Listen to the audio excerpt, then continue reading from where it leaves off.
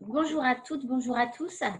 Merci pour votre participation, votre présence ce matin pour ce nouveau webinaire questions-réponses sur l'état des lieux, les actualités Covid-19 ce matin donc pour les Pays-Bas, aux Pays-Bas. Merci à nos deux intervenants, Sylvie et Florian. Donc Sylvie et Florian font partie de la CCI France-Pays-Bas, l'un de nos prestataires agréés aux Pays-Bas. Sylvie est directrice de la Chambre et Florian, directeur adjoint. Avant de rentrer dans le vif du sujet, je vais vous rappeler, si vous voulez bien, le fonctionnement de ce webinaire. Donc, on n'est pas dans le format classique d'une réunion d'information sectorielle, comme j'ai l'habitude d'en animer tout au long de l'année d'habitude. Là, l'objectif, c'était vraiment de répondre à vos préoccupations, répondre à vos questions, chacun par rapport à vos activités et au secteur d'activité qui vous concerne. Donc, voilà, le but premier, c'était vraiment d'être pragmatique et d'être réactif par rapport à vos interrogations, par rapport à vos questions. C'est pourquoi le format de ce webinaire est un peu différent, comme je l'ai dit, des réunions d'information. On va balayer différents points clés que vous avez mis en avant lorsque vous vous êtes inscrit et que vous m'avez fait part de vos questions. Donc, vous pouvez nous voir et nous entendre. Vous n'avez pas la parole en tant que participant. Néanmoins, vous pouvez la demander si vous souhaitez intervenir sur certains points particulièrement.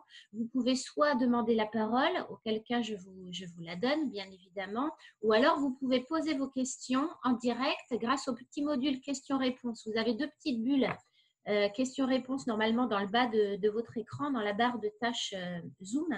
Vous pouvez écrire vos questions et on y répondra au fil de l'eau au fur et à mesure du déroulé du webinaire. Donc, n'hésitez pas, ça se veut ce webinaire interactif. N'hésitez pas à poser vos questions, à intervenir et à nous faire part de vos remarques au fur et à mesure donc, du déroulé. Le webinaire est enregistré.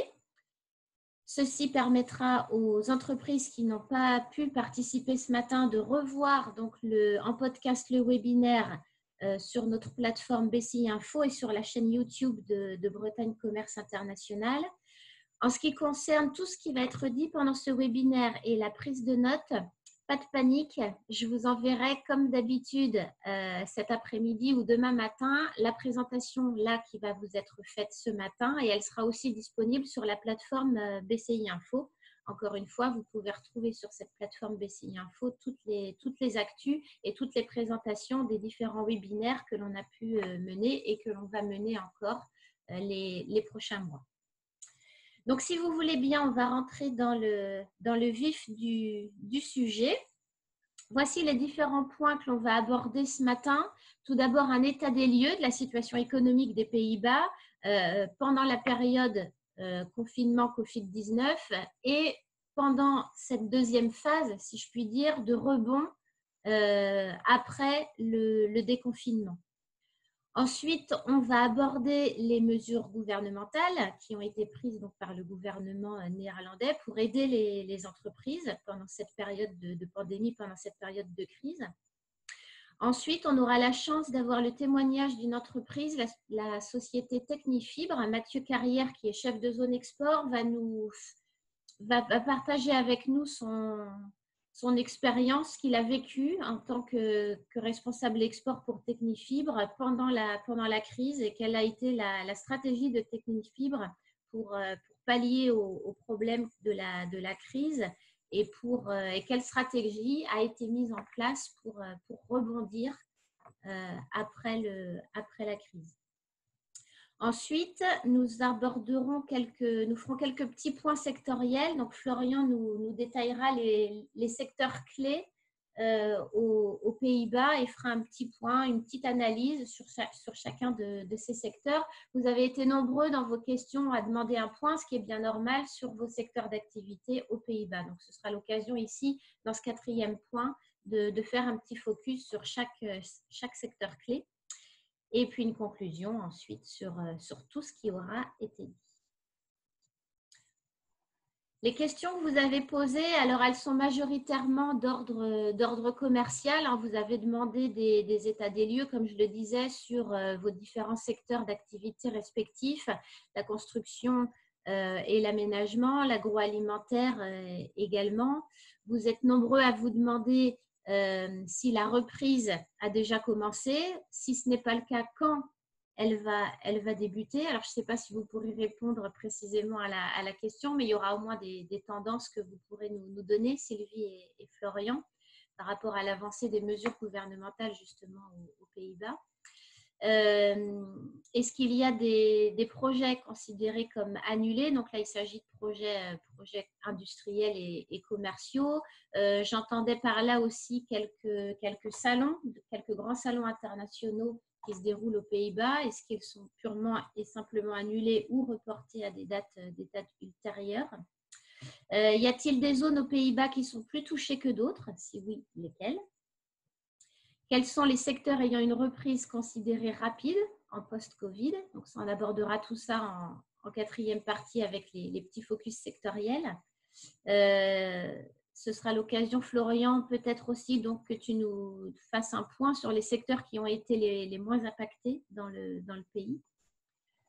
Certains d'entre vous nous ont demandé aussi des conseils sur les stratégies de reprise à adopter.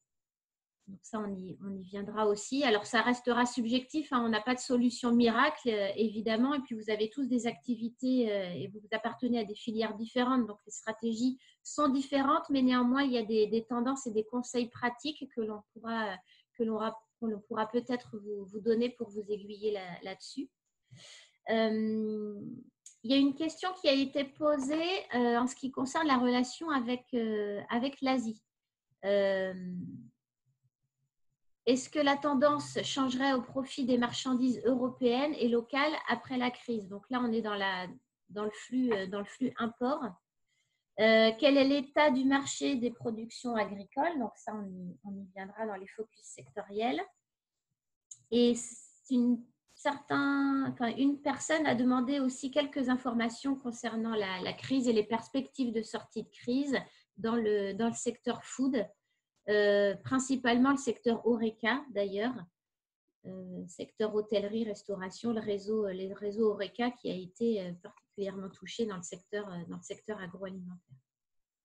L'autre grande famille de questions sur laquelle vous avez été nombreux à poser des questions, ce sont sur la logistique, le transport des marchandises et sur la circulation des personnes. Donc, on y viendra également. Et puis des questions d'ordre marketing avec l'impact du Covid sur l'économie des Pays-Bas. Voilà, c'était un petit peu long, désolé. J'ai préféré lister en introduction et en début de webinaire toutes les questions que vous souhaitiez poser et auxquelles donc on va répondre au cours de ce webinaire tout au long du déroulé. On attaque avec la vue d'ensemble des indicateurs macroéconomiques. Il nous passerait, c'est important de replanter le décor et de faire vraiment une photo des Pays-Bas avec les facteurs clés, les chiffres clés de l'économie. Sylvie, je te laisse la parole. Merci Karen. Bonjour à toutes et à tous et merci beaucoup de nous avoir invités aujourd'hui de vous donner une présentation sur l'état des lieux des Pays-Bas. Moi, je m'appelle Sylvie Kranen, donc directrice de la CCI France Pays-Bas. Et aujourd'hui, avec Florian Karkia, qui est notre directeur adjoint et chargé commercial, on va vraiment essayer de vous donner l'image la plus globale que possible de ce qui se passe ici, maintenant dans notre pays. Je voudrais également remercier Mathieu Carrière, qui est le chef comme disait déjà Karen, chef de zone export de Technifibre. Merci beaucoup. Mathieu va intervenir après l'overview que je vais vous donner sur les mesures gouvernementales.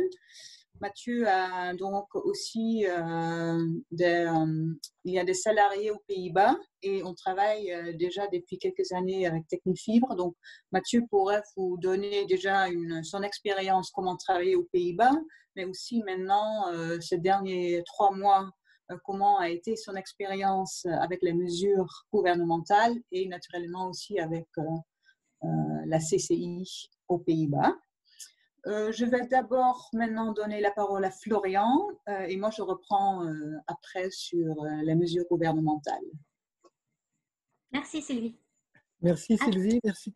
À toi de jouer Florian. Merci Sylvie, merci Karen.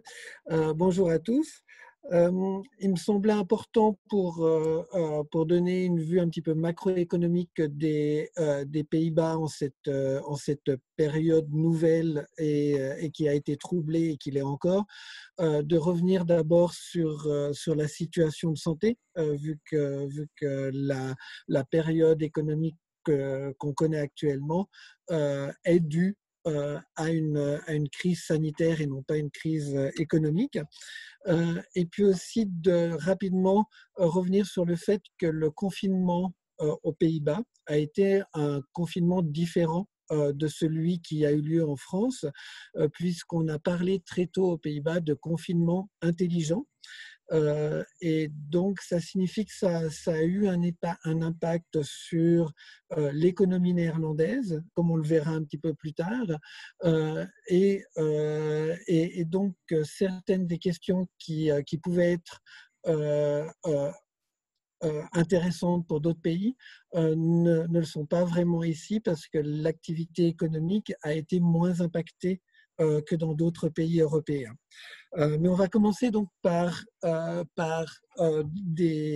juste une vue en fait du développement des infections aux Pays-Bas. Il est à prendre en compte que chaque pays en Europe et qui sont signalés dans le John Hopkins Corona Wild visuel ont tous leur propre façon de compter les malades, mais ce qu'on voit très clairement sur ce graphique et sur le suivant, c'est qu'on a commencé en mars avec une augmentation des infections et qu'aujourd'hui, après avoir atteint un pic, on est à nouveau dans une phase où les infections diminuent et où donc le déconfinement commence à avoir lieu. Il a été annoncé il y a quelques semaines et les effets se font déjà sentir sur la vie économique. Moi, je vous parle aujourd'hui du bureau de la CCI et on est dans un bureau de 4 étages et on voit énormément la différence entre pendant le pic de la période où on était 4 à 5 personnes dans tout le bâtiment et aujourd'hui où on est une cinquantaine de personnes. Tout le monde n'a pas repris, on commence à retravailler en équipe, mais il y a une reprise. Et au niveau, sur le slide suivant, on voit donc les décès dus au Covid-19 et là aussi, on peut voir la même tendance, heureusement. Donc, il y a eu un pic assez important de décès avec plus de 150 décès par jour au sommet. Et aujourd'hui, heureusement, moins en moins de personnes décèdent du virus. Hier, il y avait 10 décès annoncés pour les Pays-Bas. Et donc,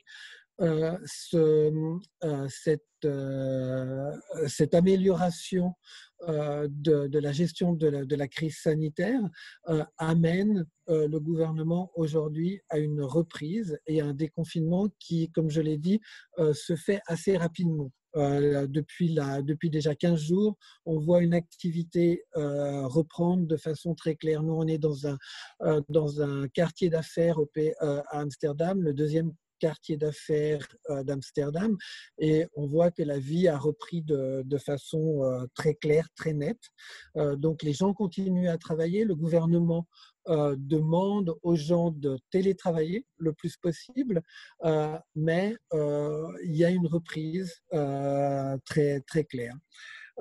Donc, le déconfinement, Florian, s'est fait de manière homogène sur tout le pays ou ça s'est fait par palier entre les différentes régions? Non, ça se fait de façon homogène. Il y a eu une région qui a été particulièrement touchée par le Covid. Aux Pays-Bas, on a l'habitude de faire carnaval. dans le sud du pays, les régions plutôt catholiques. Et donc, le carnaval a été une source très importante, un foyer d'infection très important. Donc, la région du Brabant, qui est une région très importante pour la supply chain et la logistique, et aussi le Limbourg, ont été durement touchés par les infections. Et donc, ces régions ont été les 2 premières régions à être fermées, mais aujourd'hui, c'est des mesures qui touchent l'ensemble du territoire. D'accord. Donc, le déconfinement est le même pour toutes les régions. Ce qu'on peut voir par rapport au choix gouvernemental néerlandais de ce qu'on appelle le confinement intelligent, donc c'était des mesures souples. Il y avait des instructions données de télétravailler, de distanciation sociale.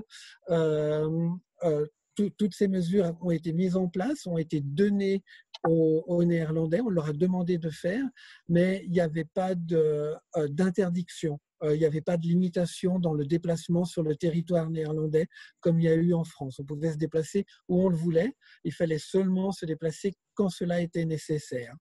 C'est quelque chose qui est assez typique des Pays-Bas. Et donc, ce confinement intelligent, il a conduit à une baisse de production de 1,7%. Le PIB a diminué de 1,7% au premier trimestre. Et à titre comparatif, en Allemagne, le PIB à la même période a diminué de 2,2% et en France de 5,7%. Donc le tableau qu'on voit là montre que plus les mesures étaient strictes de confinement, plus cela avait un impact sur les économies. Et les Pays-Bas ont été un des pays les moins touchés économiquement, en tous les cas au premier trimestre, du fait de ce choix de confinement intelligent. Le pays le moins touché économiquement, c'était la Suède. Par contre, il y a effectivement actuellement en Suède des discussions par rapport aux conséquences sur le nombre de décès en Suède. Donc ça, c'était juste pour comparer les Pays-Bas à d'autres pays. Maintenant, on va plutôt se concentrer sur les Pays-Bas même. Et on a pris dans cette première partie des chiffres du CBS, qui est l'Office central des statistiques néerlandaises, qui a fait une analyse du premier trimestre et de l'impact du Covid sur l'économie néerlandaise au premier trimestre. Et ce qu'on peut noter, c'est que alors, excusez-moi, j'ai un téléphone. Voilà. Excusez-moi pour cette interruption. Ça veut dire que les affaires reprennent, c'est bien. Ça veut dire que les affaires reprennent, exactement. Et c'est pour une société française qu'on prend le téléphone. On fait du service client pour une société française en néerlandais. Donc, c'est leurs clients néerlandais qui les appellent. Donc, j'en étais, oui, voilà, la croissance économique néerlandaise par trimestre. Et donc, on s'aperçoit qu'il y a une grosse baisse de la croissance économique au premier trimestre. C'est 6,7% de moins de consommation. Et c'est la plus forte chute de consommation mois sur mois depuis la Seconde Guerre mondiale. Et ce qu'on voit, c'est que même si l'économie néerlandaise a été moins impactée que d'autres économies en Europe par cette crise sanitaire, on bat des records dans tous les domaines. Donc tous les domaines sont impactés de façon négative et battent des records en termes négatifs. Donc ça, c'est un premier consommation, premier trimestre 2020, moins 6,7%, alors que le confinement a commencé à la mi-mars. Donc en 2 semaines, ça a été une chute assez énorme. Et ça, c'est principalement dans le domaine de l'horeca, hôtel, café et restaurant que l'impact s'est fait immédiatement ressentir. Ensuite, on passe à la croissance ou à la décroissance des dépenses des consommateurs. Euh, et, euh, et là aussi, ce sont des baisses historiques, donc 6,7% comme je viens de l'indiquer au mois de mars, mais plus de 20% au mois d'avril. On a déjà les chiffres sur le mois d'avril, et ça, c'est aussi une baisse historique de la baisse de consommation. Et on pense qu'actuellement, les analyses faites, aussi bien par le CBS que par la banque ING, euh, semblent montrer que si le déconfinement peut continuer comme il a été lancé actuellement, le mois d'avril sera le mois le plus bas. Et on voit déjà qu'au mois de mai, il y a une reprise économique. On le verra ça un petit peu plus tard. On peut le mesurer sur la base des opérations faites sur les cartes de débit. Donc la banque ING peut voir qu'il y a eu un bas au mois d'avril et qu'il y a une reprise qui s'annonce déjà au mois de mai. Je passe à la suivante. On peut passer à la suivante, oui. Donc, effectivement, il y a une baisse de consommation, enfin une baisse de consommation, mais il y a aussi surtout une baisse de confiance des consommateurs. C'était une baisse qui s'était déjà annoncée en 2019. Il y avait un sentiment que l'euphorie qui a existé en 2017 et 2018 était peut-être un petit peu trop. Et les gens commençaient à se préparer à une nouvelle crise structurelle, ce qui est normal dans les cycles économiques. Et la crise sanitaire, en fait, n'a fait qu'accélérer cette baisse de confiance du consommateur, qui est aussi un record historique, moins 20%.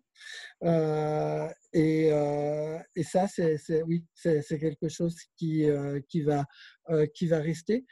Ce qui est là aussi bien, c'est que grâce à la reprise des dépenses, avec les mesures de déconfinement, on peut s'attendre à ce que cette confiance remonte.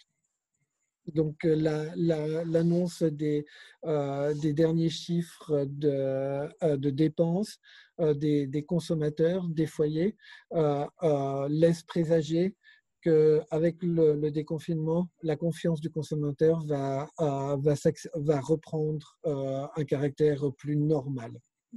Cette perte de confiance, dès 2019, elle était due à quoi en fait? Parce que dès le début 2019, c'était en négatif. Oui, en fait, c'était. Alors, au niveau des dépenses, il n'y avait aucune baisse des dépenses, mais c'était vraiment. On sait qu'il y a des cycles économiques et on sait aujourd'hui que les crises sont récurrentes. Et donc, le marché néerlandais se préparait un petit peu au fait que forcément, il y allait avoir une crise qui allait venir frapper l'économie d'ici 2 ou 3 ans. Donc, ce n'était pas une perte de confiance pour l'instant présent, mais c'était déjà prévoir qu'une nouvelle crise devait arriver à un moment ou à un autre. La production, donc on peut voir que les producteurs ont toujours eu une confiance plutôt positive en l'économie néerlandaise, et ce jusqu'au mois de mars.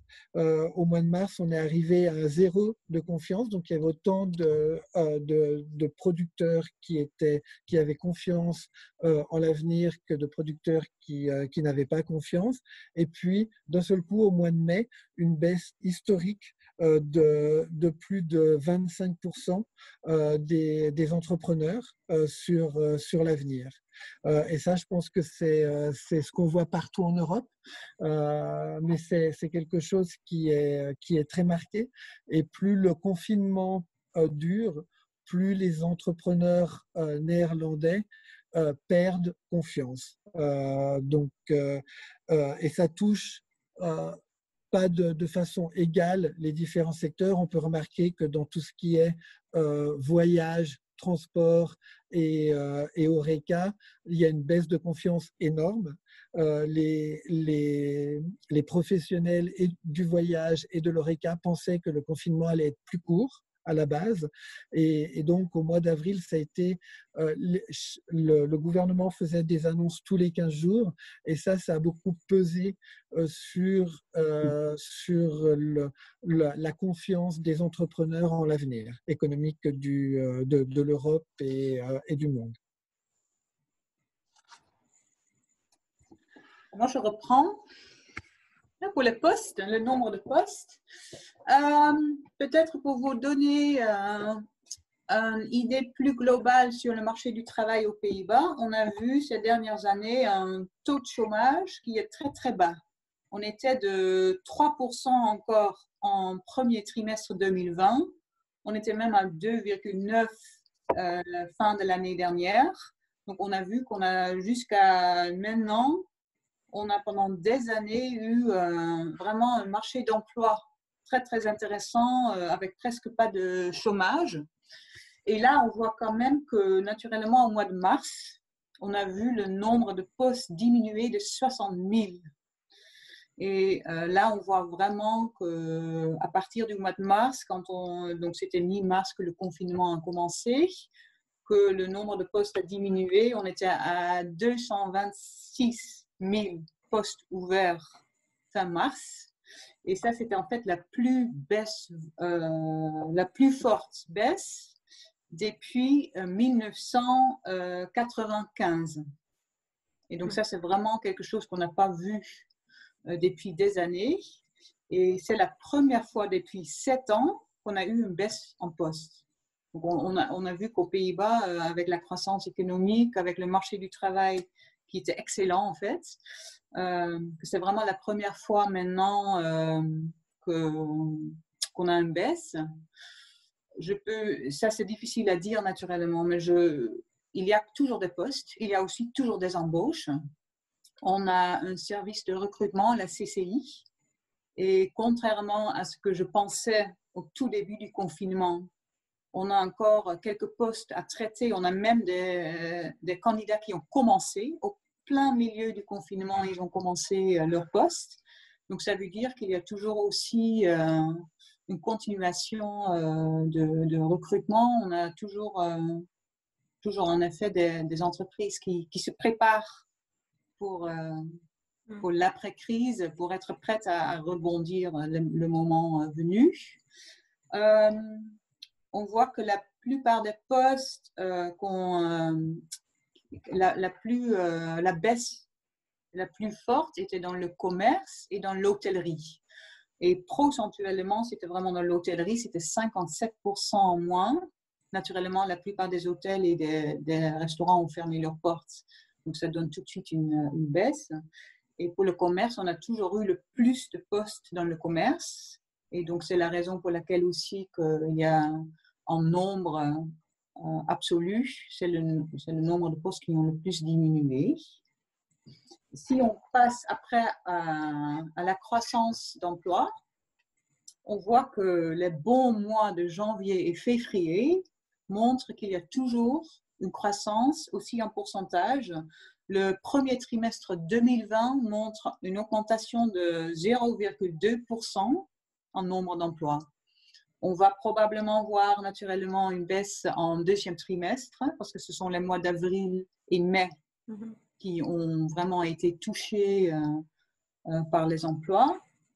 Mais on a, et je vais vous en parler après par rapport aux mesures gouvernementales, la stratégie de notre gouvernement a vraiment été de pouvoir garder le plus nombre de salariés sous contrat. Et c'était vraiment l'idée que si ça reprend, que les entreprises n'ont pas besoin de recommencer avec leurs embauches, parce que ça va prendre du temps, mais qu'ils peuvent vraiment tout de suite rattaquer, en fait, parce qu'ils ont gardé leurs employés sous contrat. Le nombre d'emplois actuellement, c'est 10 773 000. Et en fait, depuis le premier trimestre 2014, on a eu une augmentation. Donc, c'est vraiment, je pense que donc, le deuxième trimestre 2020, ça va être la première fois probablement qu'on va voir une baisse d'emploi. Et ce qu'on voit, c'est qu'il y a surtout beaucoup de jeunes qui ont été touchés aux Pays-Bas, parce qu'il y a beaucoup de jeunes et étudiants qui travaillent dans le HoReCa. Il y a aussi beaucoup de jeunes qui ont des postes encore via des agences intérim. Et ce sont en fait dans ces deux catégories où ils ont dû laisser partir en fait leurs employés. Donc c'était vraiment les salariés. Donc HoReCa et bar, ils ont été fermés. Ça c'était obligatoire. Et donc pour les agences intérim, il y a pas mal. Donc ils ont laissé partir les salariés qui passaient par les agences intérim. Donc on voit surtout beaucoup de jeunes qui ont été touchés. Si on passe aux mesures gouvernementales, donc c'est le 16 mars qu'on avait le début du confinement. Et tout de suite, le gouvernement néerlandais est venu avec un paquet de mesures où ils avaient raconté, donc ils avaient tout de suite donc, partagé leur stratégie, c'était vraiment de garder aux employés leur emploi. Ça, c'était le but. Et naturellement aussi, on a les entreprises qui, pour risquer qu'ils perdent leur liquidité, il y avait des mesures aussi de paiement. Donc, ce qu'ils ont fait, ils avaient des mesures fiscales, ils avaient des mesures d'urgence temporaire de transition vers l'emploi. Ce sont les deux mesures dont je vais vous parler plus en détail parce qu'ils touchent directement les entreprises. Puis, il y avait des aides pour les entrepreneurs des secteurs concernés.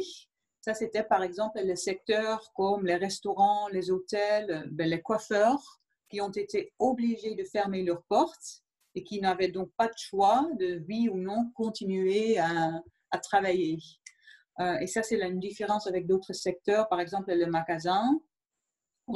Les magasins pouvaient rester ouverts et c'est à eux le choix s'ils voulaient rester ouverts. Donc, on avait vu qu'il y avait quand même, on pouvait faire encore du shopping si on le souhaitait.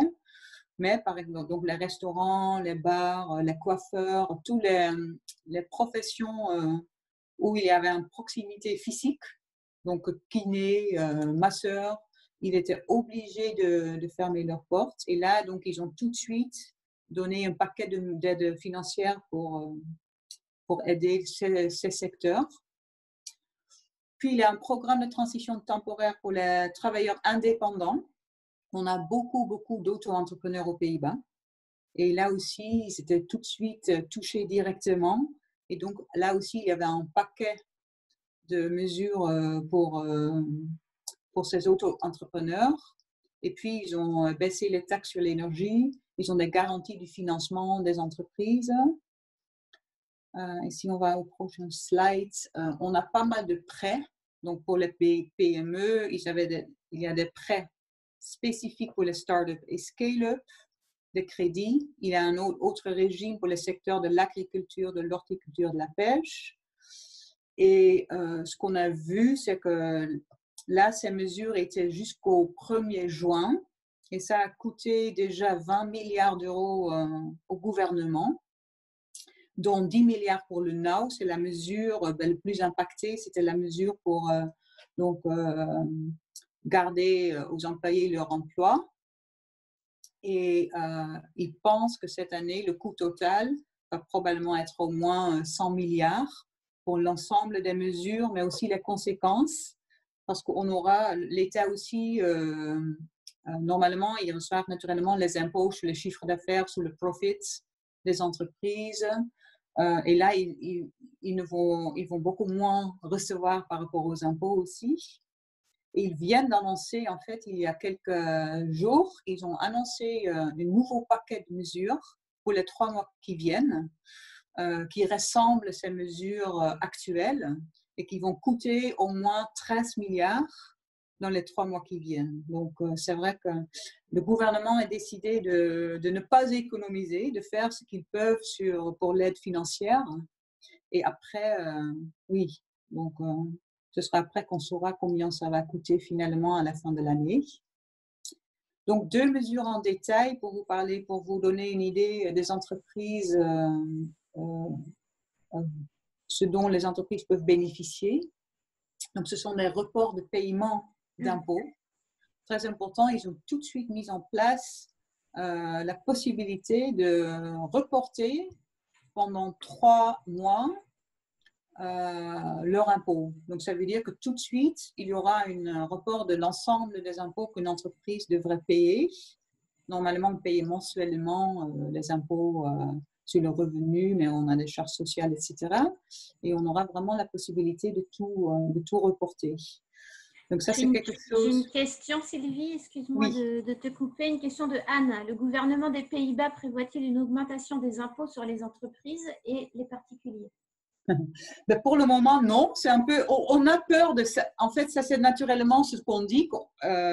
Aux Pays-Bas, on dit que finalement, on va devoir payer pour toutes les mesures prises par le gouvernement à long terme, parce que nos impôts vont probablement être augmentés. Donc, c'est peut-être les impôts individuels qu'on paye tous les ans. On se pose tous les mêmes questions, je pense. Oui, et pour le moment, le gouvernement a dit qu'ils ne veulent pas que ça va être chargé sur les gens en général. Donc, pour le moment, ils ne peuvent pas, mais moi, je pense que peut-être pas cette année ou l'année prochaine, mais à long terme, je ne pense pas qu'on aura beaucoup de choix que de devoir rembourser plus ou moins que le gouvernement a dû dépenser à cause de la crise. Mais pour le moment, ils ont indiqué que ce ne sera pas, comment dire, chargé sur… ça ne se répercutera pas sur les impôts. Je pense qu'on n'aura pas le choix finalement de devoir de rembourser d'une manière ou d'une autre toutes les dépenses que le gouvernement a fait. Si on passe au slide suivant, ça c'est une mesure qui s'appelle le NOW, qui a remplacé le chômage partiel aux Pays-Bas. Avant, on avait, comme en France, on avait une mesure de chômage partiel. Et comme le gouvernement a voulu éviter le licenciement des employés, ils ont remplacé le chômage partiel par le NOW. Et en fait, selon la baisse en chiffre d'affaires, une entreprise reçoit partiellement les frais salariaux du gouvernement. Donc, ça veut dire qu'il va être remboursé sur les frais salariaux et donc sous condition qu'il garde ses salariés. Donc, il n'a pas le droit de licencier ses employés, mais au lieu de ça, il y aura donc une partie remboursée par le gouvernement sur les frais salariaux. Et en faisant la demande, la deadline est le 31 mai, en faisant la demande, en fait, l'entreprise s'engage tout de suite à ne pas licencier ses salariés. Donc ça, c'est très bien. Et il faut avoir une perte de chiffre d'affaires d'au moins 20%. Et donc, ce sera pour une période de 3 mois. Donc, pendant 3 mois, une entreprise va recevoir une partie de ses frais salariaux de l'entreprise. Déjà, au mois d'avril, il y avait 115 000 entreprises qui ont fait la demande. Et au mois de mai, il y aura encore un tas d'entreprises qui ont fait la demande également. Donc, on va voir après la fin du mois de mai quel est le nombre exact qui ont fait la demande. Et on sait qu'actuellement, il y a à peu près 2 millions d'employés, en fait, qui travaillent dans une entreprise qui bénéficie de cette aide financière.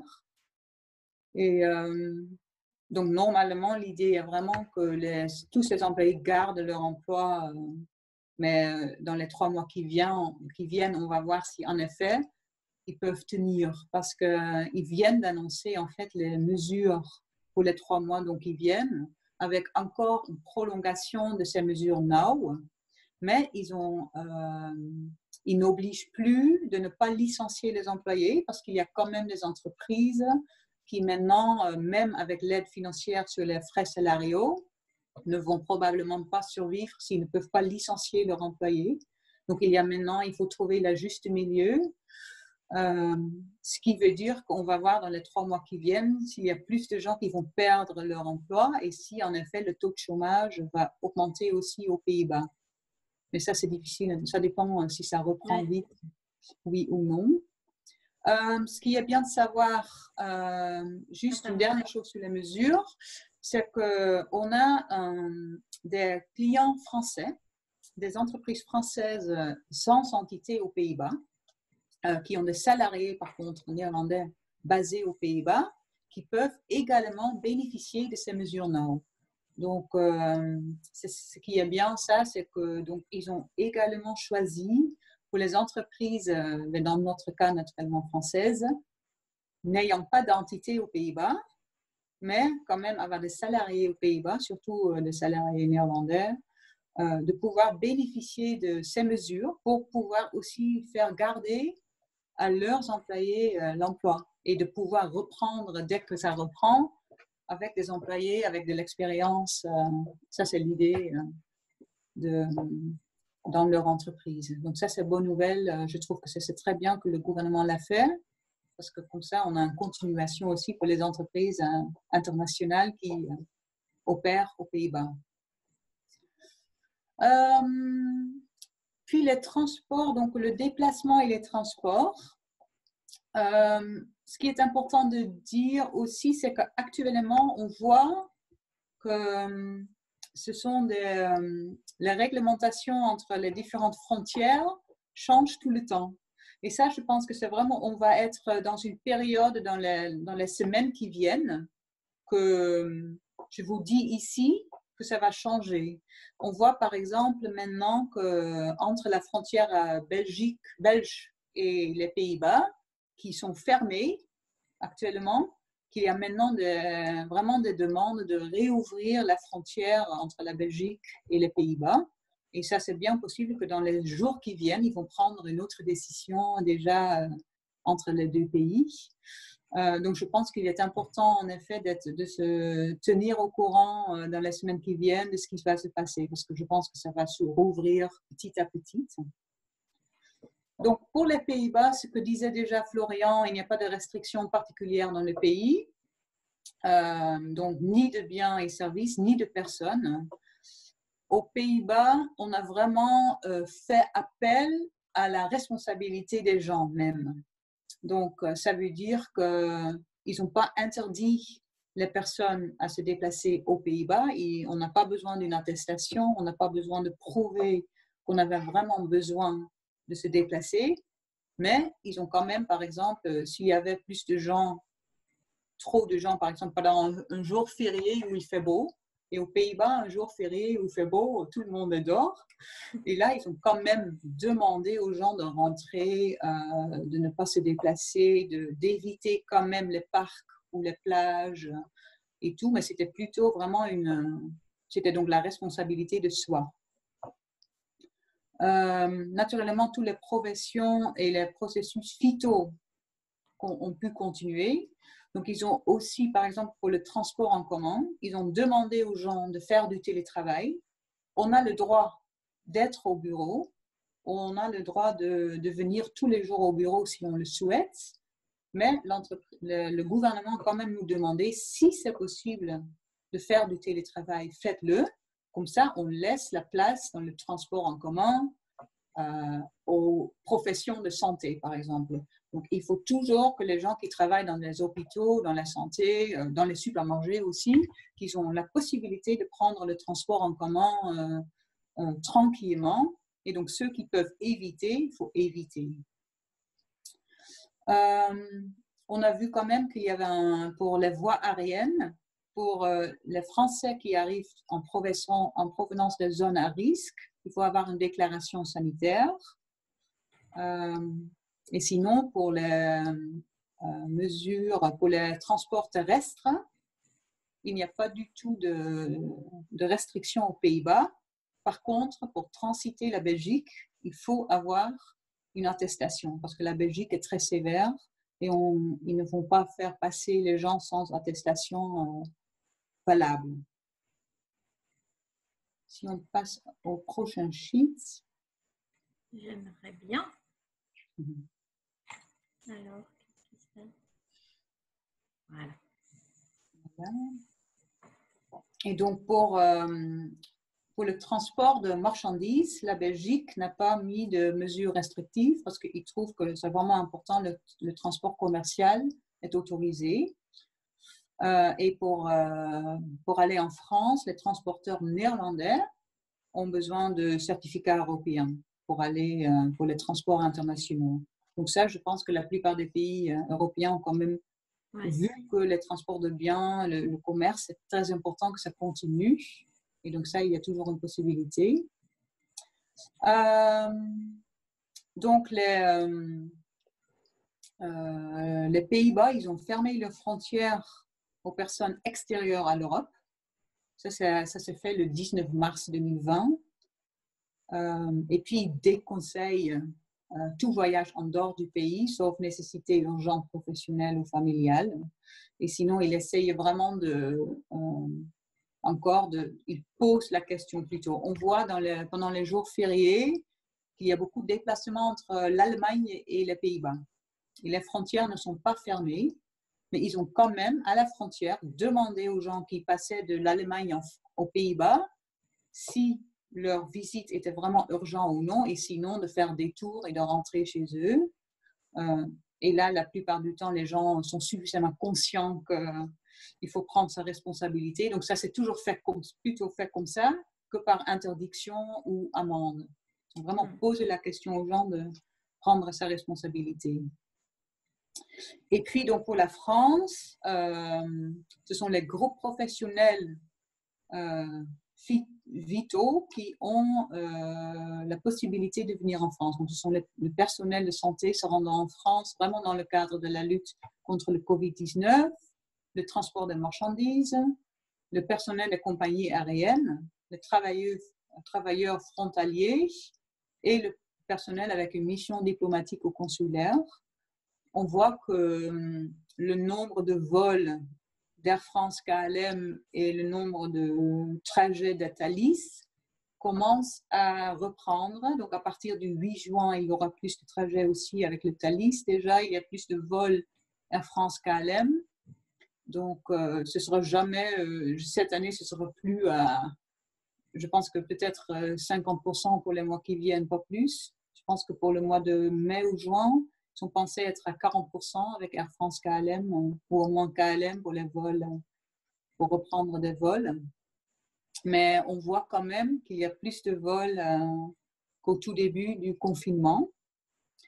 Et puis, oui, ça dépend aussi de la France. Oui, mais on peut passer. Donc, je suis très reconnaissante à Mathieu Carrière, donc chef de zone export de Technifibre. Bonjour Mathieu, merci de vous rejoindre à nous. Et en fait, comme on a parlé des mesures aux Pays-Bas, aussi donc les Pays-Bas en général, comment ça se fait, les mesures gouvernementales, on vous a demandé de faire un témoignage de votre expérience. Et donc, merci beaucoup de votre présentation, de petit témoignage. Donc, je vous laisse la parole. Ok, pas de problème. Bonjour à toutes et à tous. Merci de me donner la parole. Écoutez, moi j'ai été sollicité par la CCI pour effectivement parler un peu de la situation actuelle du marché en Hollande et des conséquences un peu du Covid. Ce que je peux vous donner, moi, un peu comme indicateur, c'est que voilà, on a eu une baisse de chiffre d'affaires notable à partir de la mi-mars qui nous a conduit à une baisse de 40%. On sent qu'on a une petite reprise là en mai qui va nous permettre d'atterrir à 40% aussi. Et par contre, le mois d'avril a été complètement terrible pour nous parce qu'on est sur un secteur d'activité qui est le secteur du loisir. Et voilà, on est dans le sport, les raquettes de tennis, et ce secteur a été complètement fermé sur le mois d'avril. Donc, on a perdu 90% de notre chiffre d'affaires sur la période du mois d'avril, mais par contre, sur le mois de mai, on sent qu'il y a une relance, et notamment sur ces 10 derniers jours où ça bouge beaucoup plus. Donc, la tendance est quand même assez positive. Je peux vous donner aussi je peux vous parler aussi de notre relation avec la CCI, puisque c'est aussi ce qui nous intéresse dans cette présentation. Après, si vous avez des questions, évidemment, on pourra en parler ensemble. Nous, on travaille avec la CCI depuis 2014. On travaillait avant sur ce marché avec un distributeur externe, et on a décidé de reprendre nos distributions en propre à cette période, en prenant en compte que le marché hollandais était un marché assez pertinent pour nous, pour plusieurs raisons. D'abord parce que c'est un petit marché à l'échelle géographique, et donc ça nous permet d'avoir un minimum d'employés qui nous permettent de couvrir un territoire assez concentré. Et donc ça, pour nous, en termes d'investissement, je dirais, humain et personnel, c'était assez intéressant. Et puis, voilà, par contre, on avait besoin d'informations sur le marché et sur les modalités administratives spécifiques à ce marché, puisque personne en interne ne parlait néerlandais chez nous. Et donc, on s'est naturellement tourné vers la CCI locale qui nous a vraiment très bien aiguillés. On a eu d'abord un conseil juridique avec un cabinet d'avocats parfaitement bilingue qui nous a aidés dans la démarche de reprise de notre distribution. Puis après, dans la phase de recrutement, on a même fait notre phase de recrutement de notre premier commercial directement dans les locaux de la CCI.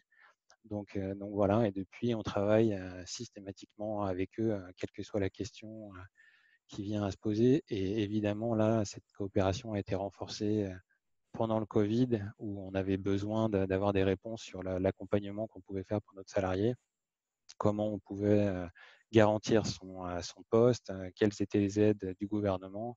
Effectivement, on a suivi plusieurs webinaires organisés par Sylvie et ses équipes pour savoir comment le programme No mis en place par la Hollande allait pouvoir nous aider, comment on pouvait faire. On a eu quelques petits soucis d'enregistrement puisqu'ils n'acceptaient pas en fait que notre compte bancaire ne soit pas établi, de société ne soit pas établi aux Pays-Bas.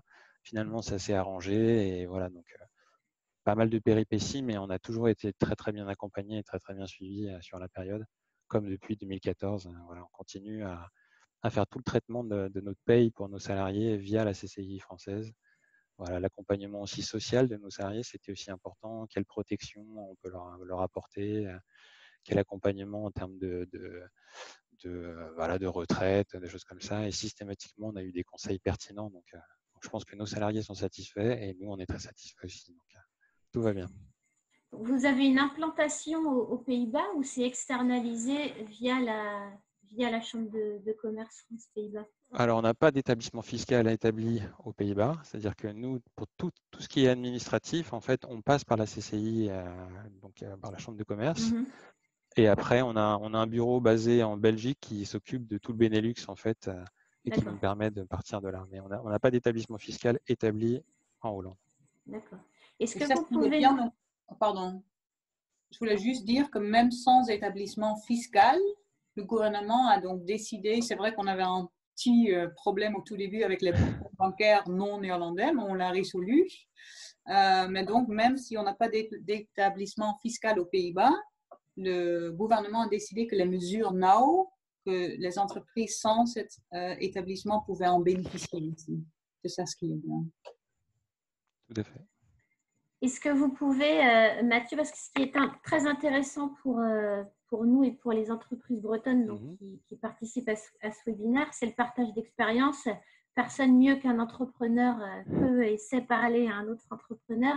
Est-ce que vous pouvez partager avec les participants comment vous avez vécu la crise et là, dans la phase de rebond, de reprise stratégique, quelle est votre stratégie justement pour rebondir et puis recommencer comme avant, j'ai envie de dire, votre activité commerciale aux Pays-Bas. Est-ce que vous avez quelques conseils, quelques tips à donner à nos participants? Je peux vous partager mon expérience. Après, pour les conseils, je pense qu'effectivement, chaque métier est différent et chaque Bien activité est différente. Il y a la chance de travailler en Hollande. Enfin, comme l'ont très bien dit Sylvie et Florian en début de présentation, aux Pays-Bas, c'était vraiment un confinement intelligent. Donc, il y a beaucoup de commerces qui sont restés ouverts. Nous, par contre, on avait pris la décision de demander à notre commercial, à nos représentants, de ne pas tourner et de travailler exclusivement en télétravail sur toute cette période.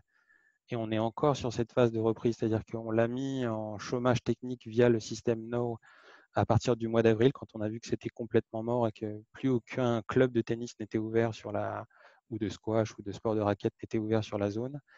Et à partir du mois de mai, on est reparti sur une activité un peu plus normale. Et là, on l'a fait la première semaine avant le déconfinement à 50%, et là, il est revenu à 100% de son activité. Parce que les magasins n'ont pas fermé sur la période, mais les Hollandais ont été très respectueux des demandes du gouvernement et sont très peu sortis. Donc, la consommation étant nulle, pour nous, l'activité étant nulle, il n'y avait aucun intérêt à faire prendre des risques à notre représentant. Donc, on a étalé un peu sur la période, sa période d'inactivité et sa période d'activité. Et on a travaillé surtout à la préparation de dossiers pour essayer de rebondir dès que possible au moment où effectivement on allait sortir du confinement. Sur les activités sportives de plein air, ils sont sortis un peu avant tout le monde, je dirais presque 10 jours avant tout le monde. Et donc ça nous a permis d'avoir un peu plus d'air sur ce marché, de retravailler correctement avec eux. Et là, l'activité sur la période, c'est ce que je vous disais, on va finir à, je pense, à moins 40, moins 35 par rapport à l'année dernière. Donc c'est plutôt une performance intéressante pour nous. Ça ne sera pas le cas sur la France, ça ne sera pas le cas sur les pays du sud de l'Europe où on est très touché. Et sur l'Allemagne, on est à peu près sur les mêmes ordres de reprise. On va finir à moins 35, moins 40%. En ce qui concerne votre demande d'aide Now, comment s'est passé ça se fait facilement? C'est long? Quelles sont les démarches Alors, ça a à été effectuer? très facilité pour nous parce qu'effectivement, on se renseignait un peu à droite, à gauche, mais c'était compliqué. Donc, on s'est vite retourné de manière presque naturelle vers la CCI. Et en fait, on a assisté à un webinaire qui nous a présenté, qui a servi un peu de tutoriel pour nous expliquer les démarches à suivre pour pouvoir s'inscrire sur le site et pour pouvoir passer les quelques questions auxquelles il fallait répondre. Mais c'était très simple. Le formulaire, c'est une page à remplir. Donc, une fois qu'on sait à quoi correspondent je dirais les champs à remplir sur le formulaire en question, ça va très vite. Notre directeur administratif qui a pris après le dossier en main a mis 10 minutes pour le remplir. Donc non, c'était vraiment beaucoup plus facile comme ça. Il n'y a pas de déplacement physique, tout se fait en ligne et c'était très efficace. On avait cette contrainte, nous, de ne pas avoir d'établissement fiscal et donc dans leur système, dans le système qu'ils avaient mis en place, c'était un motif de blocage. On ne pouvait pas accéder à ça, mais ils ont fait une mise à jour du système qui nous a permis finalement de bénéficier aussi de l'aide, qui va nous permettre en tout cas d'en bénéficier, parce que on attend au maximum pour faire la déclaration, puisque plus on attend, plus on peut avoir une vision réelle de notre perte de chiffre d'affaires sur la période, ce qui est fondamental pour réussir à récupérer un maximum d'aide sur la période. D'accord. Il n'y a pas de questions des participants, surtout si vous en avez, n'hésitez pas à poser vos questions, que ce soit à Sylvie ou Florian ou à Mathieu. Profitons de sa présence. Alors, surtout peut-être parce que Mathieu nous quitte après. Donc, si vous avez des questions pour Mathieu, parce que nous, on reste, Florian et moi. Peut-être si vous avez des questions pour Mathieu, c'est plutôt maintenant. Moi, j'en ai une pour Mathieu. Si on compare les mesures d'accompagnement des autres pays où vous êtes présents et celles des Pays-Bas, est-ce que vous pouvez donner une indication quant à la facilité d'accéder aux aides et à la simplicité aussi des mesures? Oui, c'est une différence colossale, parce que moi je m'occupe du Benelux, mais je m'occupe aussi de la zone Allemagne-Autriche, qui sont pourtant d'habitude très bien organisées, mais avec le système fédéral en Allemagne, le système d'aide aux entreprises c'est un cauchemar encore aujourd'hui.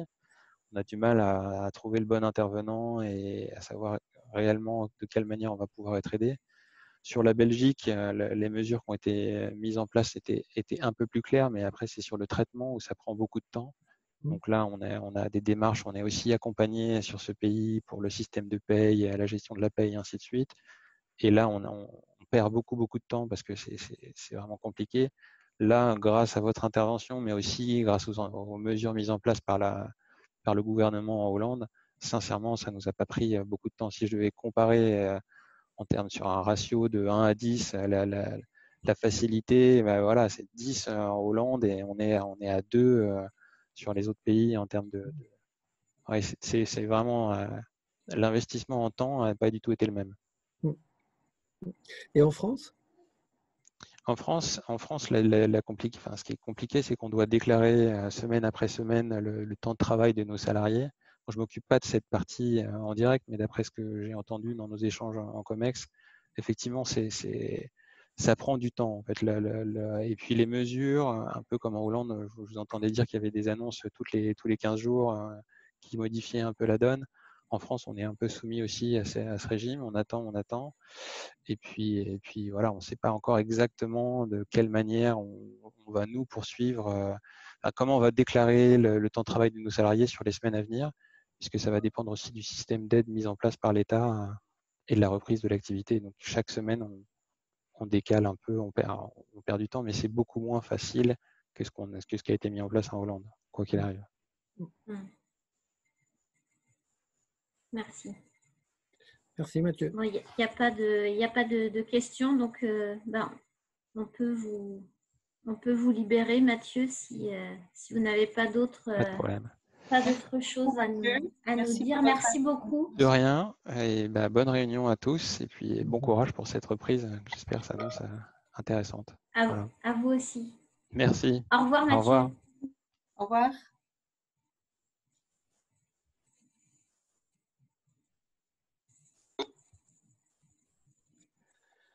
On va passer aux différents points sectoriels. Il n'y a toujours pas de questions pour le moment. Surtout, n'hésitez pas, encore une fois, à poser vos questions. C'est le moment, même si on reste à tout moment à votre disposition par la suite. C'est vraiment le moment pour échanger. Merci Karen. Donc là, on va effectivement passer à l'analyse des secteurs néerlandais. Alors, on n'a pas pris les secteurs clés parce qu'il n'y avait pas vraiment d'analyse pour les secteurs clés. Donc, certains des secteurs mentionnés sont des secteurs clés néerlandais. On s'est basé sur une analyse aussi de la banque ING parce qu'elle sort des analyses très, très régulières mises à jour. Mais effectivement, les conséquences qu'on peut voir actuellement, on n'a encore pas beaucoup de recul. Je vais peut-être fermer la fenêtre.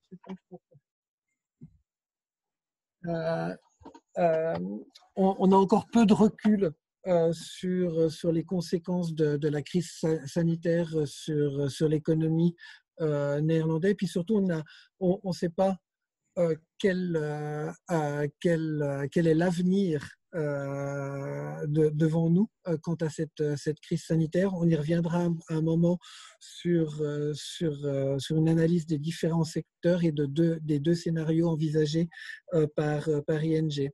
Donc, on va commencer avec le secteur du BTP. C'est aussi une des questions des entreprises présentes aujourd'hui, savoir un petit peu quelles étaient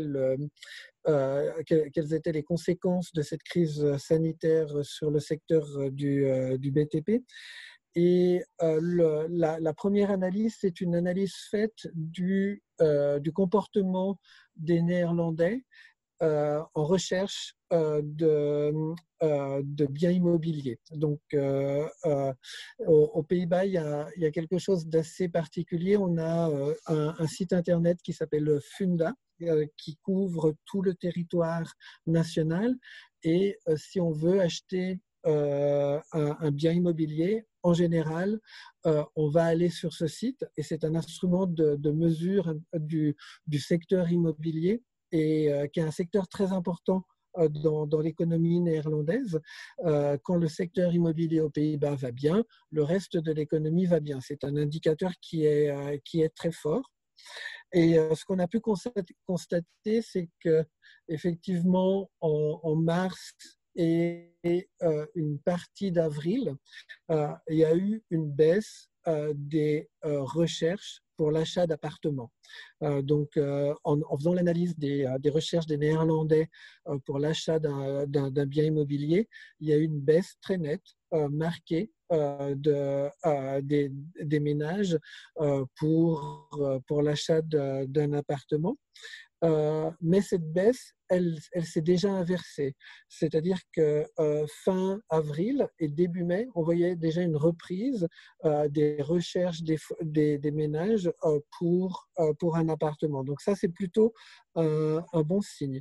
Un deuxième chiffre qui est intéressant de l'analyse de la banque d'ING, et ça, c'est un chiffre sur le mois d'avril. c'est qu'au mois d'avril, il y a eu 13 entreprises de la construction qui ont été déclarées en faillite. Et en fait, c'est un chiffre positif parce qu'en moyenne, aux Pays-Bas et sur les 10 dernières années, il y a par mois environ 24 entreprises du domaine de la construction qui se déclarent en faillite. Donc, curieusement ou pas, pendant cette crise sanitaire, les entreprises de construction semblent plutôt bien faire. Et ça, c'est quelque chose qu'en tant que citoyen dans la vie de tous les jours, on pouvait remarquer. Les travaux ont continué et même certains travaux publics ont été accélérés. Aussi bien les personnes privées que les communes ont profité du fait qu'il y ait moins de circulation et que certaines rues soient fermées pour avancer des travaux quand cela était possible, quand la main-d'œuvre était disponible. Les entreprises aussi, les magasins ou les cafés-restaurants qui en avaient la possibilité financière en ont profité pour faire des travaux qui étaient remis du fait d'un manque de temps. Donc, le secteur du BTP semble, a priori, plutôt bien se porter. Et sur la slide suivante, on va voir aussi un autre indicateur positif. C'est la production de matériaux de construction. Et sur le mois de mars, elle a baissé que de 2%. Donc, on n'a pas encore les chiffres pour le mois d'avril qui parleraient plus, certainement. Mais si on met en corrélation le fait que l'activité du bâtiment a continué au mois d'avril, on peut imaginer que le chiffre en termes de production de matériaux de construction sera aussi relativement bon au mois d'avril. On a pu le voir aussi, on y viendra un petit peu après, c'est dans le commerce de détail, la partie de tout ce qui est bricolage a continué et en fait a très bien marché de façon plutôt positive. Et d'ailleurs, on va arriver maintenant au commerce de détail et on voit que en général, au mois de mars, donc là, je le rappelle, c'est 2 semaines de confinement. Donc, on est vraiment au début du confinement. C'est un confinement qui a été très strict. À partir du moment où il a été annoncé à la mi-mars, les Néerlandais ont suivi les règles édictées par le gouvernement néerlandais. Donc, les effets se sont fait sentir de façon immédiate. Et il y a eu une baisse effectivement du commerce de détail et principalement dans le domaine des vêtements et des chaussures où là il y a eu des baisses d'un quart.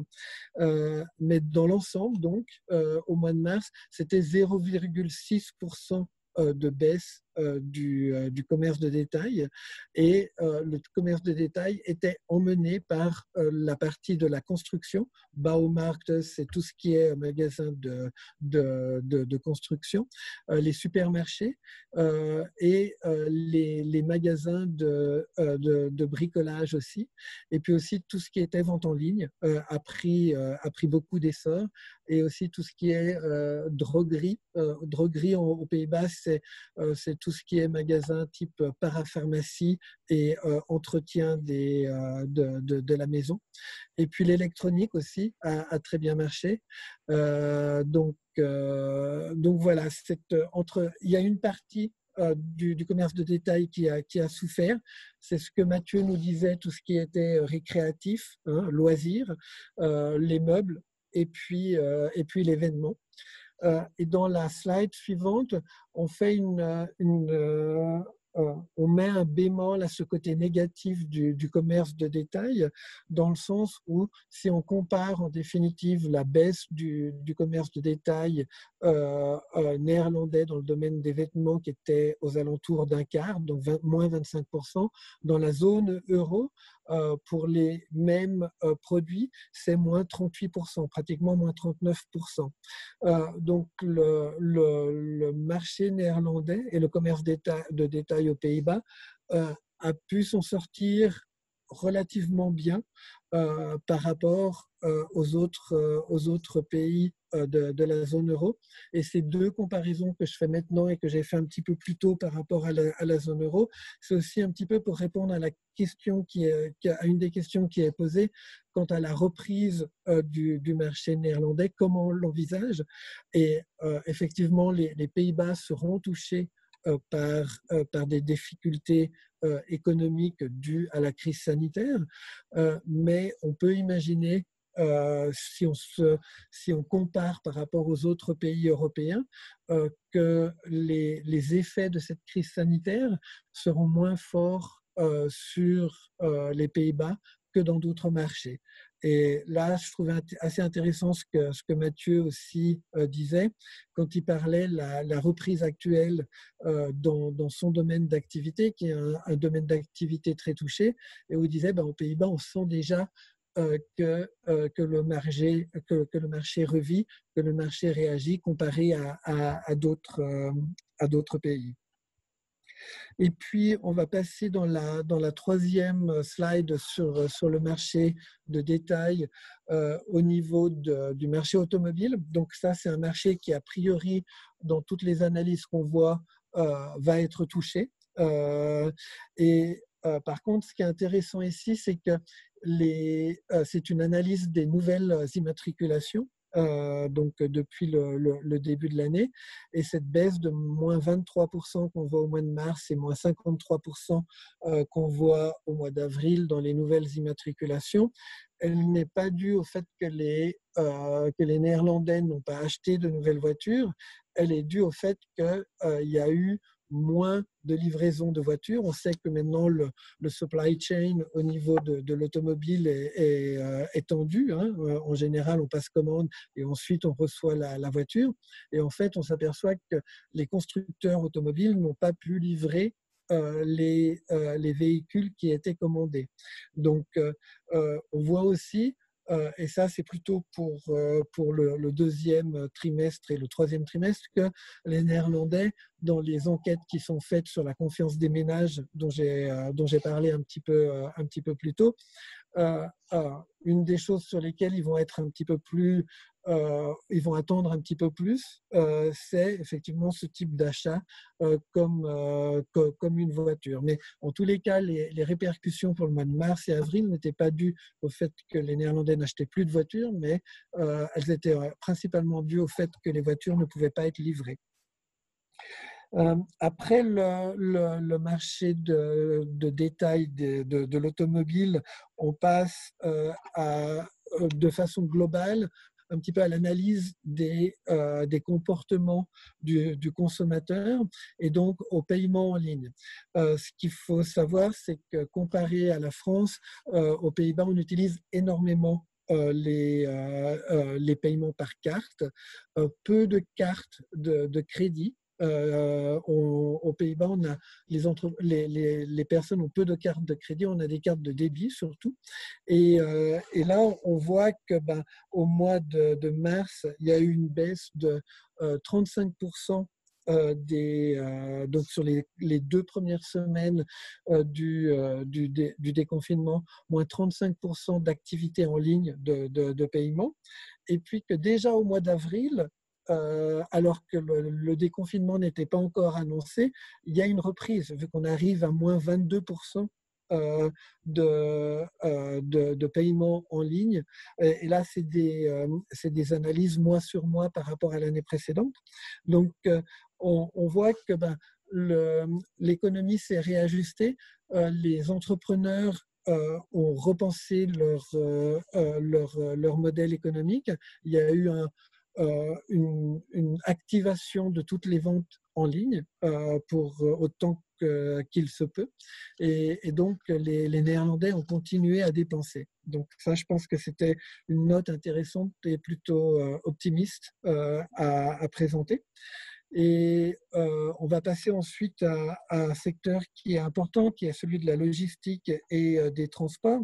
Et donc là, on voit surtout la partie transport, mais la partie transport loisirs, donc l'effet de la crise Covid-19 sur le transport aérien et aussi dans son extension sur le secteur de l'hôtellerie et des voyages.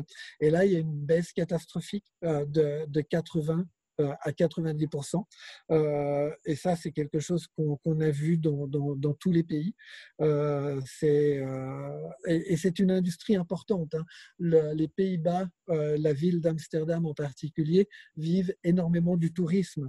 Et donc, on s'aperçoit aujourd'hui que les villes de taille moyenne, hors Amsterdam, reprennent plus rapidement que les villes comme Amsterdam. Si on prend une chaîne de magasins comme le Bijenkorf, qui est l'équivalent des Galeries Lafayette françaises, le pavillon principal de ce grand magasin est basé à Amsterdam et eux, leur perte de chiffre d'affaires est beaucoup plus importante que les autres Bijenkorf des Pays-Bas. Parce que sur la ville d'Amsterdam, on vit beaucoup du tourisme et donc il y a un impact plus important sur ce commerce-là. Et dans la slide suivante qu'on va voir sur la logistique et le transport, ça va être l'occasion aussi de voir les études qui ont été faites par ING selon deux scénarios. Donc, le premier scénario qui est peu probable, malheureusement, c'est une seule vague de Covid-19. Aujourd'hui, ce qu'on entend aux Pays-Bas, c'est qu'a priori, on s'attend à une deuxième vague de crise sanitaire pour l'automne. Et donc, la banque a fait deux scénarios de reprise dans ce secteur de la logistique et des transports, qui sont un petit peu des indicateurs aussi du reste de l'économie néerlandaise. Et on voit dans le premier schéma, vous pourrez y retourner à tête reposée, mais on voit dans le premier schéma que pour ce qui est des services logistiques, il y a une reprise assez rapide, c'est la ligne violette, et on estime que la logistique est un des secteurs clés du marché néerlandais. La reprise va se faire dès le mois d'août. On voit aussi que tout ce qui est navigation, et là aussi c'est un secteur assez important au niveau de la logistique. Il y a le port de Rotterdam et la navigation maritime, mais il y a aussi tous les transports qui se font sur les eaux fluviales. Et là, il y a une reprise, donc c'est la ligne bleu foncé qui est attendue aussi déjà presque fin mai. Donc ce secteur-là est peu affecté pendant la crise de Covid et reprend assez rapidement. Le secteur de l'aviation, lui, c'est celui qui a la plus grosse chute au niveau de son activité, et c'est celui aussi qui met le plus de temps à reprendre. C'est la ligne bleue. Oui, la ligne bleu clair. Et puis après, il y a le transport routier qui est la ligne orange, où là aussi, il y a une baisse d'activité importante, mais avec une reprise qui va se faire à la fin août assez rapidement. Donc ça, c'est le scénario idéal qui nous amènerait à une baisse de PIB sur l'année 2020 de 6 à 8%. Donc ça, c'est le scénario entre guillemets idéal par rapport à la crise sanitaire actuelle. Et puis, il y a le scénario qui est un petit peu plus attendu malheureusement, qui est une seconde vague d'infection du Covid-19 à partir de l'automne. Et là, je vous laisserai voir un petit peu plus tard les mêmes courbes. Et donc là, effectivement, il y a à nouveau une baisse de tous ces secteurs et une reprise plutôt à fin décembre 2020. Et donc, là, on parle d'une baisse de PIB au minimum de 7% et plus, et surtout avec un effet de reprise plus lent en 2021. Donc, dans le premier scénario, en 2021, les Pays-Bas arrivent à revenir à une reprise normale en fin 2020, début 2021. S'il y a une deuxième vague de Covid à l'automne, là, la reprise sera plus lente. Donc, j'ai pris ce secteur de la logistique et du transport pour donner un petit peu, pour répondre à une des questions qui a été posée, de savoir comment on envisage la reprise aux Pays-Bas. Et actuellement, c'est un petit peu les deux scénarios qui sont envisagés par les économistes néerlandais. Et puis, on va pouvoir passer au secteur de l'agroalimentaire, qui était aussi une des questions posées par une des personnes présentes aujourd'hui. Alors, le secteur de l'agroalimentaire, il a été en définitive peu touché, peu impacté, pour ce qui est de la consommation des Néerlandais même. Donc, et ça, je pense que c'est la même chose en France. La grande distribution a bien fonctionné et a même mieux fonctionné. Par contre, ce qu'on peut voir, c'est qu'il y a une baisse de confiance des producteurs agroalimentaires et du secteur de l'agriculture. Et cette baisse, elle est due à deux choses. Elle est due, d'une part, à un confinement beaucoup plus long que ce à quoi on s'attendait en mars du secteur des hôtels, cafés, restaurants. Ce qui a un impact, bien entendu, sur la consommation. Et puis surtout, à une baisse des exportations. Les Pays-Bas ont l'habitude d'avoir une balance commerciale très positive dans les échanges d'import et export. Les échanges entre la France et les Pays-Bas, les Néerlandais s'en sortent très bien. Ils ont une balance commerciale extrêmement positive avec la France. C'est pour ça que nous, avec la CCI, on essaye vraiment d'encourager les entreprises françaises et particulièrement bretonnes à venir sur le marché néerlandais, parce que c'est un marché qui a aussi beaucoup de potentiel et on le voit avec quelques-uns de nos clients bretons. Mais les Néerlandais savent bien vendre, ils exportent bien et donc ça les rend aussi plus sensibles aux effets macroéconomiques dans le monde. Et donc là, au niveau de l'agroalimentaire, il y a une baisse de confiance des producteurs et c'est surtout dû à ces deux facteurs. C'est le confinement qui a duré plus longtemps et avec une vision sur le moyen terme de reprise touristique moins importante, et puis aussi l'effet global donc de la crise mondiale sur l'exportation néerlandaise. Et on va pouvoir passer à... Avant de passer, tu peux revenir s'il te plaît sur le graphique, la courbe orange, elle représente quoi exactement par rapport à l'industrie totale?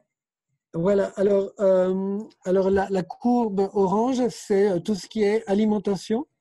Et alors ça, je vais demander à Sylvie. Renault Middle Industrie, Sylvie, c'est quoi Renault Middle? Ça, c'est tout. C'est par exemple aussi cigarettes. C'est donc ça où tu t'en profites. Ce sont des moyens où tu en profites. Donc l'alcool, les cigarettes. Oui, exactement. Voilà. Ouais. Ok. Bah, tu vois, du coup, j'ai appris un mot, j'ai enrichi mon vocabulaire néerlandais grâce à ta question, Karen. Donc la grille, c'est l'industrie totale, tout service, tout produit confondu, et en orange que l'agroalimentaire et le plaisir. Voilà. Si on peut dire ça comme ça. Alors, hop. industrie maintenant. Alors, l'industrie, effectivement, on s'aperçoit qu'il y a une baisse importante de l'activité industrielle en avril. Et donc, ce qu'on s'aperçoit, c'est que ce qui est important là, c'est l'indicateur le Purchase Manager Index, donc qui montre les achats des entreprises dans le milieu industriel. Et effectivement, il y a une baisse. Et là aussi, cette baisse, elle s'explique en partie du fait de la baisse des commandes au niveau de l'import-export. Donc la demande étrangère a une influence sur la baisse de l'industrie néerlandaise, puisqu'on voit que dans ce qui est du marché néerlandais même, il est resté plutôt sain et plutôt actif. Et là, pour l'instant, les pronostics,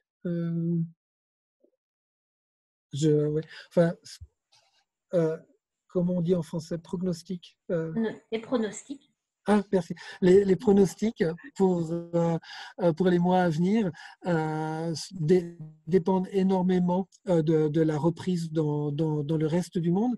Et ça revient à une des questions qui a été posée, enfin on peut utiliser ça pour une des questions qui a été posée par rapport à les importations des pays asiatiques, puisque les Pays-Bas sont aussi considérés un petit peu comme la porte de l'Europe, aussi bien pour les entreprises européennes pour vendre leurs produits par le biais du port de Rotterdam, mais aussi de Schiphol, qui est un aéroport très important pour tout ce qui est du transport cargo, mais aussi les Pays-Bas sont une porte vers l'Europe pour le marché international.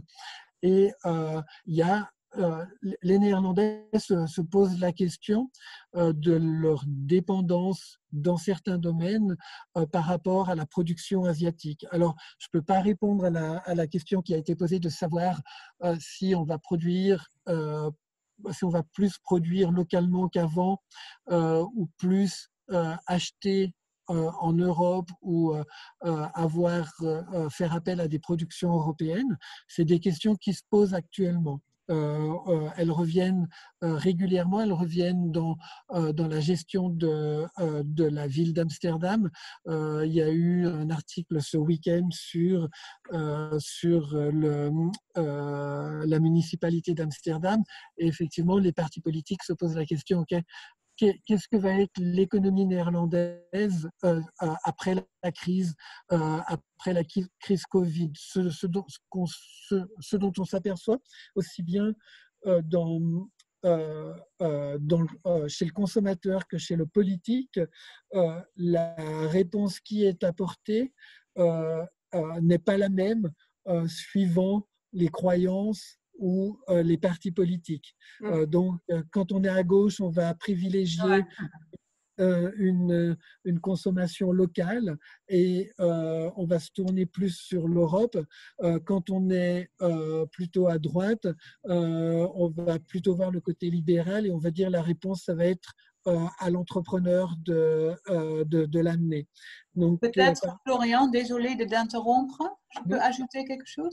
Oui, en fait, bien sûr. ce week-end encore, il y avait un entretien avec un chef d'entreprise, une très, très grande entreprise néerlandaise qui ont dans leur groupe beaucoup de différents secteurs, donc aussi des grands producteurs de autocars, mais aussi, comment dire, des solariums pour bronzer, et aussi, par exemple, des chips encore qu'ils livrent aux grandes industries IT. Donc, c'est un peu de tout.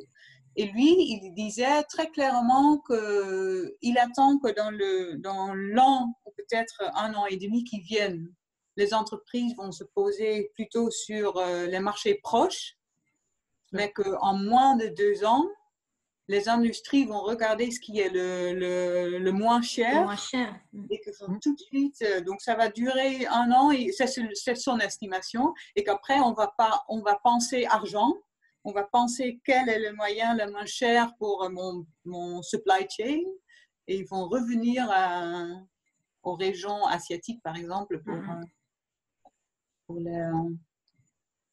leur livraison. Voilà. Ouais, la tendance est la même partout, hein. Dans les webinaires que l'on a effectués avec l'Espagne et l'Italie, le raisonnement était le même. Les gouvernements privilégient les échanges autant que faire se peut avec les pays d'Europe.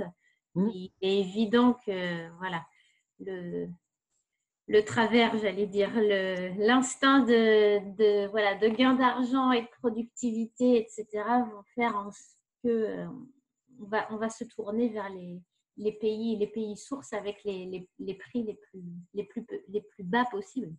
Oui, ouais. Et surtout les Néerlandais, le marché néerlandais est toujours un marché de prix, hein. Ils vont regarder prix et qualité. Donc ça, c'est quelque chose qui est récurrent. Et on s'aperçoit que, en définitive, en Europe, pas mal d'industries arrivent à produire à bon prix et à bonne qualité, et donc à vendre sur le marché néerlandais. Mais effectivement, il va y avoir une période, en tous les cas d'1 an, comme Sylvie le dit, où ça va être l'occasion pour pas mal d'entreprises de faire leur marché, enfin, de se positionner sur les marchés européens et sur le marché néerlandais. Et on passe ensuite l'industrie. Alors là, c'était juste un tableau général que j'ai déjà évoqué un petit peu plus tôt quand j'ai parlé des différents secteurs qui fonctionnent et de ceux qui ont baissé.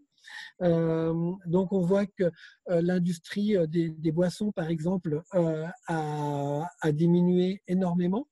C'est dû à la fermeture des cafés, des restaurants, hein. Ensuite, l'industrie graphique a beaucoup diminué, l'industrie automobile, l'industrie du métal. Donc, toutes ces industries ont diminué. Ce qu'on note, c'est que l'industrie pharmaceutique, elle, est restée en positif, et puis l'industrie électronique. Et là, j'en profite, c'est pas dans ce tableau-là, mais pour revenir à la question sur les secteurs les moins impactés, Karen, que tu posais aussi en début de webinaire. Et donc, on a pu le voir avec la construction. C'est un secteur qui n'a pour l'instant pas été impacté. Personnellement, je pense qu'il risque d'y avoir un impact un petit peu plus tard. Mais de toute façon, on était sur un marché qui était positif, où il n'y avait pas assez de logements par rapport à la demande du marché.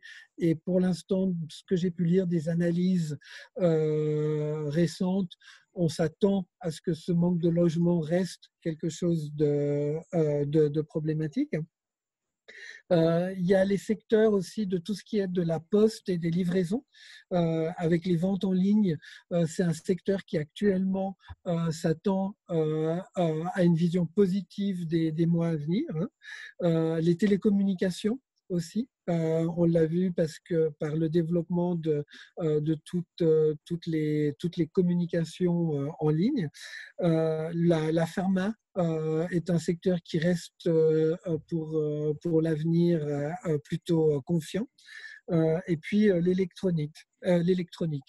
Donc ces secteurs-là sont les secteurs qui soit n'ont pas été impactés, soit ont même eu un impact positif. Les ventes en ligne et la poste et les livraisons sont vraiment des secteurs qui ont bénéficié du confinement, avec les supermarchés. Et on va pouvoir passer ensuite au secteur de la santé. Donc, curieusement, le secteur de la santé a été affecté de façon négative. Et en fait, il l'a été parce que il y a toute une partie des soins hors Covid qui n'a pas eu lieu. Donc, il y a eu beaucoup de soins donnés aux soins intensifs, mais le reste des hôpitaux, comme en France et comme ailleurs, ont été fermés. Et donc, ça veut dire qu'il y a toute une partie du secteur de la santé qui n'a pas fonctionné, qui a été bloquée pratiquement entièrement. Et donc, on s'attend à une reprise. Alors, elle a déjà commencé et on s'attend à ce que le secteur de la santé revienne à une normale à partir de l'été et de l'automne. Et on espère qu'il n'y aura pas de deuxième vague et que si deuxième vague il y a, ça aussi, ça fait partie des analyses parce que cette fois-ci, les protocoles d'action contre le virus seront connus, cette deuxième vague aura moins d'impact et donc le secteur de la santé pourra revenir à un niveau un petit peu plus normal. Et puis on termine ce tour d'horizon des secteurs néerlandais. Là-dessus, je crois que j'ai peu de choses à dire sur cette slide. S'il y a des gens qui veulent en savoir plus, on reste, ils peuvent nous contacter, surtout qu'on n'a pas traduit toutes les images du néerlandais vers le français. Donc, n'hésitez pas à nous contacter si bon, là, vous avez c'est des questions. un graphe comparatif entre le secteur food, Horeca et santé, Ziekenhuizen. Pardon pour la prononciation. C'est très bon, c'est les hôpitaux. D'accord. Euh, je pourrais traduire les points essentiels de chaque graphique lorsque je remettrai aux participants la présentation, je vous dirai. D'accord. Autrement, moi, je peux le faire aussi parce que je les ai ailleurs. Donc, alors, je volontiers. peux t'envoyer ça. Ouais. Oui. Parce que je l'avais déjà fait. OK. Et puis, on termine avec le secteur qui a vraiment pâti de cette crise sanitaire, hein, avec moins 80 à 90% de chiffre d'affaires au cœur de la crise. Et donc, on voit que pour ce secteur-là, il y a une remise en question importante, hein. Et ça, je pense que c'est vrai dans tous les pays, j'imagine. Les Pays-Bas sont probablement moins impactés au niveau touristique que peut-être un pays comme la France ou l'Espagne ou l'Italie, mais il le reste fortement. L'aéroport de Schiphol est le troisième aéroport européen. C'est un aéroport de transit. C'est 30 000 emplois pour la région d'Amsterdam. Et la ville d'Amsterdam est aussi fortement impactée. Il y avait un article dans le journal de cette semaine d'un des membres de la CCI, le directeur de l'hôtel Movenpick, qui fait partie du groupe Accor.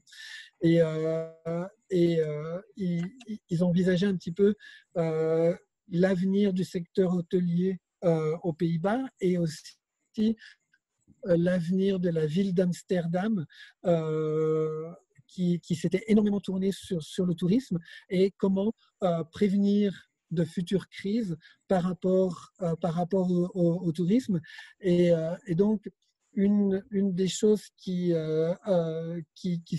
devient assez claire, c'est qu'il va falloir mixer l'activité touristique avec l'activité d'industrie business, donc événements et salons. Et donc là, on termine sur une des questions aussi qui était posée.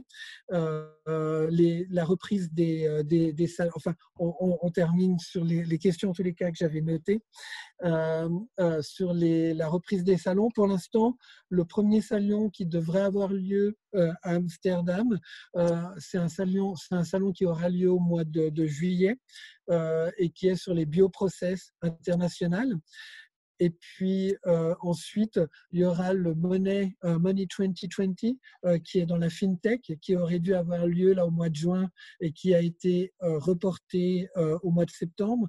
Et puis donc, pour l'instant, et ça, c'est quelque chose qui peut changer en fonction de l'évolution de la maîtrise du pays sur le taux d'infection par rapport au Covid.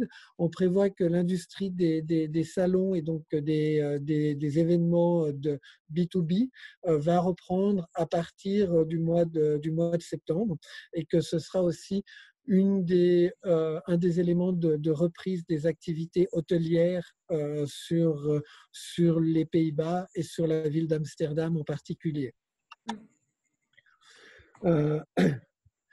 Et on va passer ensuite à tout. Oui, voilà. Là-dessus aussi, j'ai peu de choses à dire. Je pense que c'est une slide qui est bien expliquée et que les personnes pourront retrouver.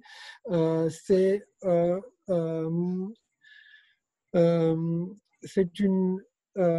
une vision des dépenses par carte dans les différents secteurs. Donc, on peut mesurer un petit peu la reprise des secteurs et le chiffre d'affaires des secteurs en fonction des dépenses par carte. Et là aussi, Karen, je te livrerai la traduction du schéma qu'on pourra mettre en dessous du tableau.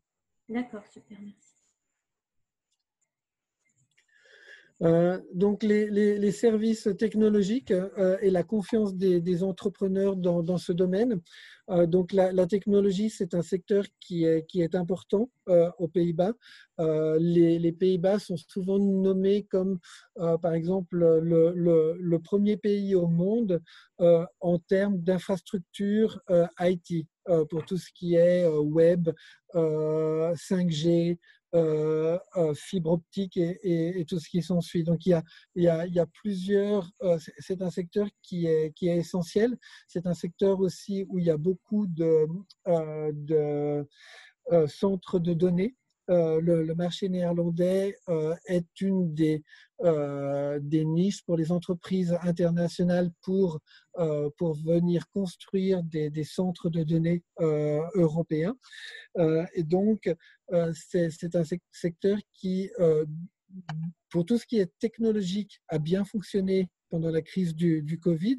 Par contre, qui a été affecté pour tout ce qui est technologie créative. Donc, on connaît en France des entreprises comme Endemol, qui est une entreprise néerlandaise, et donc tout le secteur de la production créative pour tout ce qui est de l'audiovisuel a été affecté. RTL produit beaucoup aux Pays-Bas, et là aussi ça a été affecté avec cette nouvelle économie du 1,50 m. Par contre, l'industrie des jeux, le gaming industry, qui est aussi un secteur assez important aux Pays-Bas, lui a au contraire profité de la crise. Ils ont pu continuer à produire, et les ventes du gaming ont augmenté lors de cette crise, lors de la période de confinement. Il y a eu une forte augmentation des ventes de jeux en ligne. Donc, un secteur important et qui, en grande partie, a bénéficié, mis à part certains secteurs de la production. Oui. Et en fait, le suivant, ce qu'on montre surtout, et c'est ce que Sylvie avait déjà présenté lors de l'emploi, c'est que dans le secteur des services et des médias et des technologies, il y a aussi tout ce qui est service de l'intérim, travail temporaire. Et là, c'est un secteur c'est le secteur qui est le premier touché au niveau de l'emploi. Bien entendu, une entreprise en difficulté, elle va d'abord arrêter les personnes qui travaillent par intérim. Donc, c'est le tableau qu'on voit ici. C'est la courbe de la chute du business pour tout ce qui est intérim. Et on peut passer au tableau suivant. On va accélérer un petit peu aussi parce qu'il est déjà 11h50. D'accord. Ben, là, en fait, c'est un secteur que que j'ai abordé un petit peu plus tôt. C'est le secteur des techniques informatiques qui, lui, se porte plutôt bien. Euh, euh, donc, là, je pourrais vous. En fait, c'est résumé dans la présentation au-dessus. Il n'y a même pas besoin de traduire enfin, la traduction du tableau est au-dessus. D'accord. Je passe. Là aussi, je pense que c'est tout un secteur qu'on a déjà abordé. Et en fait, on arrive à la conclusion de la présentation avec les mesures que vous pourrez voir de déconfinement. C'est le nouveau tableau qui a été émis au 19 mai. La semaine dernière, donc suite aux annonces gouvernementales. Donc ça va changer. Si vous voulez être au courant en temps réel, je vous invite à suivre notre site internet ou à nous suivre sur LinkedIn. On mettra ces mesures de déconfinement à jour au fur et à mesure. Mais a priori, ce qui est à noter, c'est qu'à partir du 1er juin, il y a une reprise des cafés et restaurants. Avec en moyenne 30 personnes maximum dans les cafés et restaurants, tant que les nombres de mètres carrés le permettent. La même chose pour les cinémas et les théâtres. Et puis, réouverture des musées. Hein, et puis, port obligatoire dans les transports en commun du masque. 1er juillet, il y a tout ce qui est camping, sanitaire collectif et cafés et restaurants en salle qui vont pouvoir être rouverts à maximum 100 personnes. Hein. Les institutions culturelles vont pouvoir aussi accueillir 100 personnes. Et puis les rassemblements organisés jusqu'à 100 personnes. Donc un événement de la CCI qui accueille moins de 80 personnes, enfin moins de 100 personnes, pourra avoir lieu. Et puis au mois de septembre, ben, on l'a vu déjà, réouverture des salons et du reste de l'économie. Et les événements, a priori, ça ne devrait pas être avant la fin de l'année. Et puis on reste toujours dans les règles sanitaires, donc les 1,50 m, tousser et éternuer dans son coude, et en cas de symptômes, rester chez soi, et ainsi de suite. Une chose pour ajouter, en fait, ça c'est la règle générale qu'ils ont présentée en fait déjà au début du confinement. C'est qu'on va passer dans l'économie d'1,50 m. Ça, c'est un peu le standard maintenant. Donc, aux Pays-Bas, on parle de toute façon de l'économie 1,50 m.